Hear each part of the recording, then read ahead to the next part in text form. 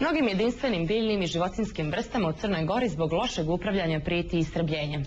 Jedan od njih je zetska mekousna pastrmka. Zato su Agencije za zaštitu životne sredine, Odsjek za biologiju Prirodno-matematičkog fakulteta i nevladina organizacija Green Home napravili projekat kojim bi se spriječilo potpuno istrebljenje ove rijetke ribe iz naših voda.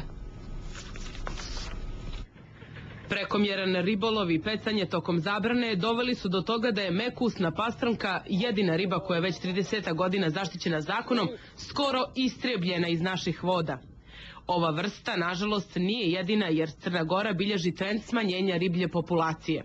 Ekološka inspekcija agencije, nažalost, vrlo je često u prilici da dođe na lice mjesta tamo gdje se dešavaju problemi, ali nema upravne i zakonske mehanizme da reaguje na adekvatan način, ali nijedan put, odnosno nikada, nismo izbjegli da nadležne ribarske inspekcije, odnosno inspekcije Ministarstva poljoprivrede, obavijestimo o tome šta je zatečeno stanje i pokušamo da ih na neki način dovedemo u situaciju da iniciraju određene upravne postupke. Projektom države, prirodnjaka i Green Home-a trebalo bi da se naše vode obogate mekusnom pastrmkom tako što će se iz divljine mrijestiti u posebnim uslovima.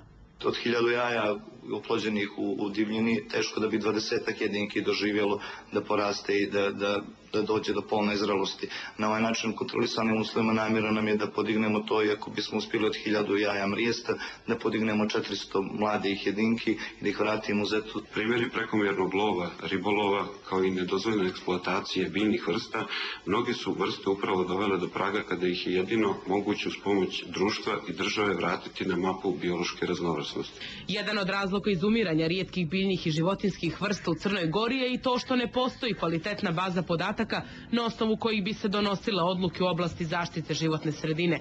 Primjera radi, prije više od 40 godina je urađena posljednja studija o ribljem fondu u Crnoj Gori.